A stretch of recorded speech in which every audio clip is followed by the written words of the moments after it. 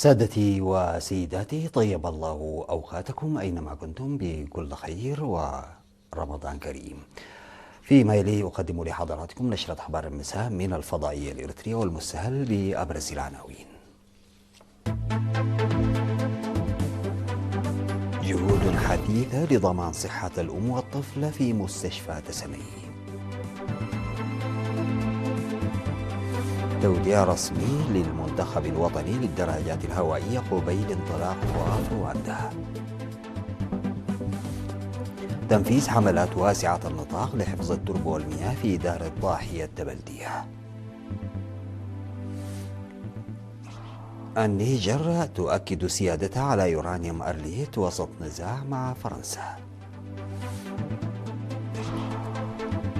تشدد أمريكي مقابل مرونة إيرانية عقب محادثات جنيف. كندا تطلق خطة دفاعية كبرى للحد من اعتمادها على الولايات المتحدة. السلام عليكم ورحمة الله. قال طبيب الأطفال الدكتور برخت قبر ميكائيل إن معدل وفيات الأمهات أثناء الحمل والولادة قد انخفض بشكل ملحوظ بفضل الجهود المتضافرة لضمان صحة الأم والطفل في مستشفى تسني. وأوضح أن الرعاية الكافية للأمهات قبل الولادة وبعدها والتطعيمات المنتظمة في المرافق الصحية وحملات التوعية العامة قد ساهمت بشكل كبير في خفض معدل الوفيات. وأضاف أن المعدات الطبية التي يتم تركيبها في المستشفى بشكل دوري والكوادر الطبية المتخصصة التي يتم توفيرها تلعب دورا هاما في جودة الخدمات المقدمة. وأخيرا ذكر بضرورة إرضاع الأطفال رضاعة طبيعية خالصة لمدة تصل إلى 6 أشهر، ودعا أولياء الأمور إلى الامتناع عن إعطاء الأدوية للأطفال في المنزل دون الرجوع للاستشارة والفحوصات الطبية اللازمة. وقالت الممرضة خديجة عثمان إن الأطفال يتلقون رعاية طبية مناسبة بفضل الخدمات المقدمة في المستشفى. وشكر متلقو الخدمات بدورهم المستشفى على علاجه ورعايته بشكل عام وللأطفال والأمهات بشكل خاص. حظي المنتخب الوطني الإريتري للدراجات الهوائية بمراسم توديع رسمية، وذلك قبيل مشاركته في النسخة 18 من طواف رواندا المزمع إقامته خلال الفترة من 22 من فبراير إلى 1 من مارس بحضور مسؤولي مفوضية الثقافة والرياضة.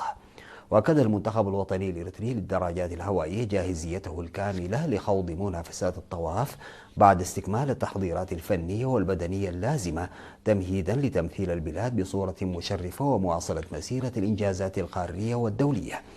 من جانبه أوضح الاتحاد العام للدراجات الهوائية أن المشاركة تأتي في إطار خطة تطوير الأداء التنافسي وتعزيز حضور إريتريا في المحافل الدولية، مشيرا إلى أن الفريق يضم نخبة من أبرز الدراجين الذين أثبتوا كفاءتهم في البطولات السابقة. كما عبر مدير مكتب مفوض الثقافة والرياضة سيد مكونن غويتوم عن ثقته في قدرة المنتخب على تحقيق نتائج مشرفة تعكس المكانة المرموقة التي تحتلها رياضة الدراجات الهوائية الإريترية على المستويين الإفريقي والعالمي، مؤكدا استمرار الدعم الرسمي للرياضيين. ومن المقرر أن يخوض المنتخب منافسات الطواف عبر 8 مراحل تمتد لمسافة إجمالية تبلغ 993 كيلومترا في واحدة من أبرز البطولات القارية في رياضة الدراجات الهوائية. تم تذكير خلال اجتماع عقد في 13 من فبراير بأهمية تشجيع برامج التنمية المجتمعية وتوسيع نطاق خدمات مؤسسات الرعاية الاجتماعية في مديرية شامبوكو. وحث رئيس وحدة الإدارة والمالية السيد تارك أباي المسؤولين المحليين على الاطلاع بدور فاعل في تعزيز التنظيم العام، إذ لا يمكن لأي برامج تنموية مخطط لها أو عملية تهيئة مؤسسات الرعاية الاجتماعية أن تنجح دون مشاركة المجتمع الفعالة. وحث على استغلال إمكانات الزراعة المروية في المديرية وتحصيل الضرائب الحكومية في الوقت المحدد ومعالجة نقص الخدمات الاجتماعية من خلال مساهمات المجتمع. وتعهد المشاركون بالعمل بجد لزيادة مشاركة المجتمع في المبادرات المتخذة لتحقيق البرامج المخطط لها في كل قطاع. تجري حملات نفير مكثفة لحفظ التربة والمياه في دار الضاحية التبلدية التابعة لمديرية قلوج. وصرح مدير إدارة الضاحية السيد أحمد سليمان بأن الأهالي يعملون ضمن فرق للمساعدة في إعادة تأهيل المنطقة وإثراء مواردها الشجرية، مضيفا بأنهم يخططون لإصلاح الطريق الترابي المؤدي إلى قريتهم بمجرد الانتهاء من هذا العمل. وأشار منسق أنشطة حفظ التربة والمياه في المديرية الشاب تخل مريم كبراب إلى أن الحملة تهدف إلى معالجة 300 هكتار من الأراضي وحفر حفر لزراعة الشتلات في فصل الخريف، وحث على توفير معدات إضافية لضمان فعالية العمل.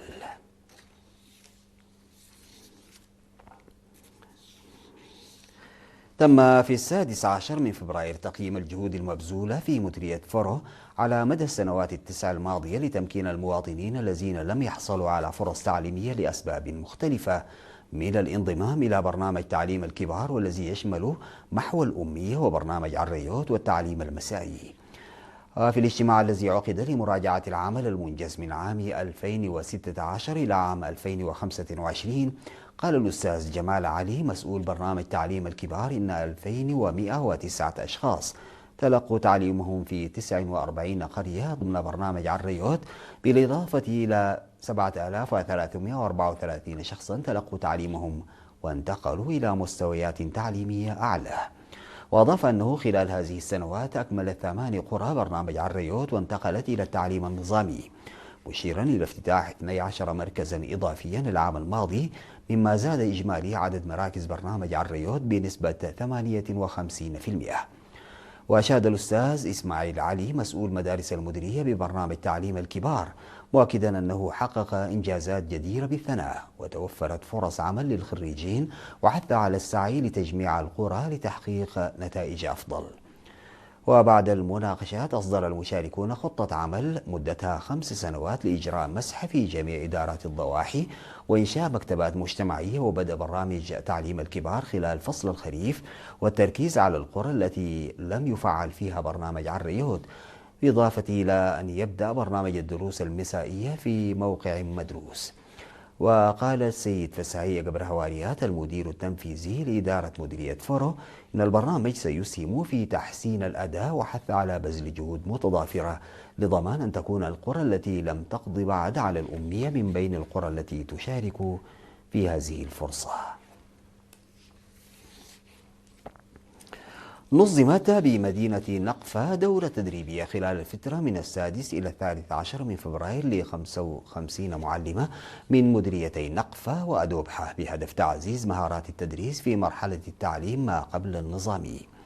وجاءت الدورة بتنظيم مشترك بين فرع وزارة التعليم بإقليم شمال البحر الأحمر وفرع جمعية المعلمين ومكتب وزارة التعليم بمديرية نقفة، حيث ركزت على تطوير أساليب التدريس في مرحلة الطفولة المبكرة.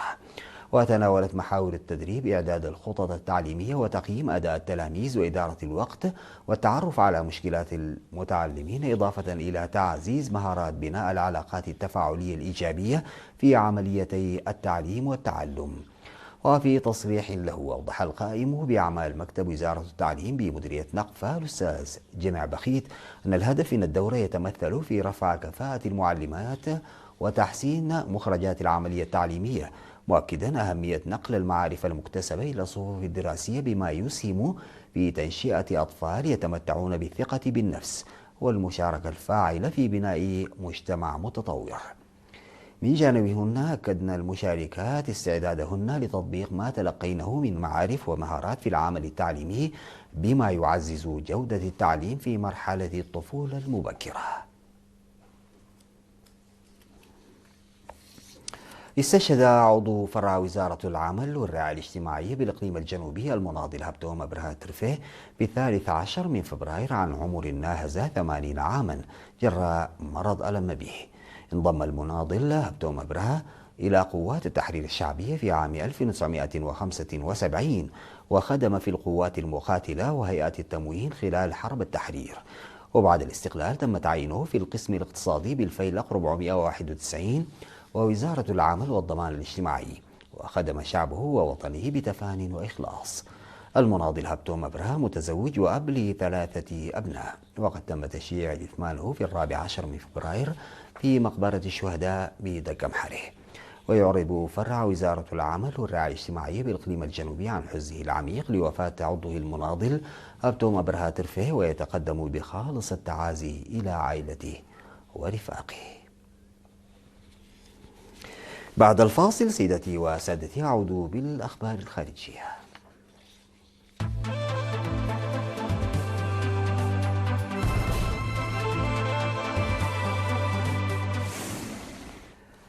في خطوة قد تمثل انفراج محدود في أزمة ممتدة بين نيامي وباريس، أعلن رئيس النيجر الجنرال عبد الرحمن تياني استعداده لإعادة جزء من اليورانيوم الذي استخرجته الشركة الفرنسية أورانو قبل تأميم منجم سوماير في يونيو 2025. وفي مقابلة مع التلفزيون الوطني في النيجر، أكد تياني أن بلاده مستعدة لتسليم الحصة العائدة للشركة الفرنسية من المخزون المنتج قبل استعادة الدولة السيطرة على الموقع. وتؤكد نيامي أنها تمارس حقها السيادي على مواردها الطبيعية. وأعلنت النيجر مطلع فبراير عزمها رفع دعوى قضائية ضد أورانو، متهمة إياها بالتسبب في أضرار بيئية خلال عقود من استغلال المنجم. ويجري هذا التطور على خلفية تصاعد الخلاف بين نيامي والمجموعة الفرنسية أورانو التي تتهم السلطات النيجيرية بتجريدها من مواردها، بينما تستند الحكومة إلى قرار تأميم الموقع. شدد جي دي فانس نائب الرئيس الأمريكي دونالد ترامب على أن إيران لم تعترف بالمطالب الأمريكية الأساسية في محادثات جنيف، رغم إعلان طهران توصلها مع الولايات المتحدة إلى تفاهم بشأن مبادئ توجيهية، بما يثير تساؤلات بشأن ما الذي يريده البلدان من التفاوض. وعقب التصريحات الإيرانية التي يمكن وصفها بأنها متفائلة بشأن الاتفاق على مبادئ مشتركة سيتحرك على أساسها البلدان لكتابة نص اتفاق محتمل، قال فانس إنه اتضح من إحاطته الإعلامية بشأن المحادثات أنها لم تسفر عن أي اختراق. وفي السياق، نقلت صحيفة وول ستريت جورنال عن مسؤول أمريكي تأكيده أن إيران وافقت على تقديم نص خلال أسبوعين لتوضيح بعض الثغرات في موقف الولايات المتحدة. في الجانب الآخر، صرح وزير الخارجية الإيراني عباس عراقجي بعد انتهاء المباحثات بأن المحادثات في جنيف كانت أكثر جوهرية، وأن كلا الجانبين قدم أفكارا تهدف إلى صياغة اتفاق محتمل. أطلق رئيس الوزراء الكندي مارك كارني خطة بمليارات الدولارات لتعزيز القوات المسلحة الكندية والحد من الاعتماد على الولايات المتحدة. يأتي إعلان كارني عن أول استراتيجية للصناعات الدفاعية لكندا في حين تهدد مواقف ترامب وقراراته بنسف تحالفات تقليدية للولايات المتحدة. واعتبر رئيس الوزراء الكندي أن بلاده لم تتخذ خطوات كافية تمكنها من الدفاع في عالم يزداد خطورة، وأنه لم يعد بالإمكان الاعتماد على الحماية الأمريكية. وأصبح كارني أحد أبرز منتقدي إدارة ترامب، لا سيما بعد خطابه في المنتدى الاقتصادي العالمي الشهر الماضي، حين اعتبر أن النظام العالمي القائم على القوانين والذي تقوده الولايات المتحدة يعاني من تصدع بسبب ترامب.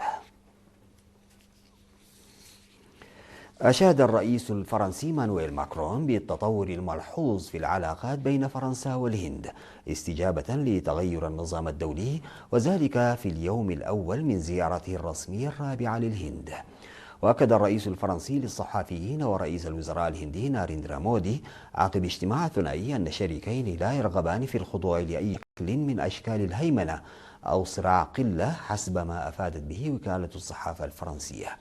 والتقى الرئيس الفرنسي رئيس الوزراء الهندي في زيارته التي تستمر 3 أيام إلى الهند، وتركز على التعاون في مجال الذكاء الاصطناعي وصفقة محتملة لبيع طائرات مقاتلة بمليارات الدولارات، حسب وكالة الصحافة الفرنسية. وتحرص فرنسا على تنويع شراكتها العسكرية مع نيودلهي، ومن المتوقع مناقشة عقد محتمل لبيع الهند 114 طائرة مقاتلة فرنسية من طراز رافال. ختاما سيداتي وسادتي، إلى حضراتكم تذكير بأبرز العناوين. جهود حثيثة لضمان صحة الأم والطفل في مستشفى تسني. توديع رسمي للمنتخب الوطني للدراجات الهوائية قبيل انطلاق طواف رواندا. تنفيذ حملات واسعة النطاق لحفظ التربة والمياه في إدارة ضاحية البلدية. النيجر تؤكد سيادتها على يورانيوم أرديت وسط نزاع مع فرنسا.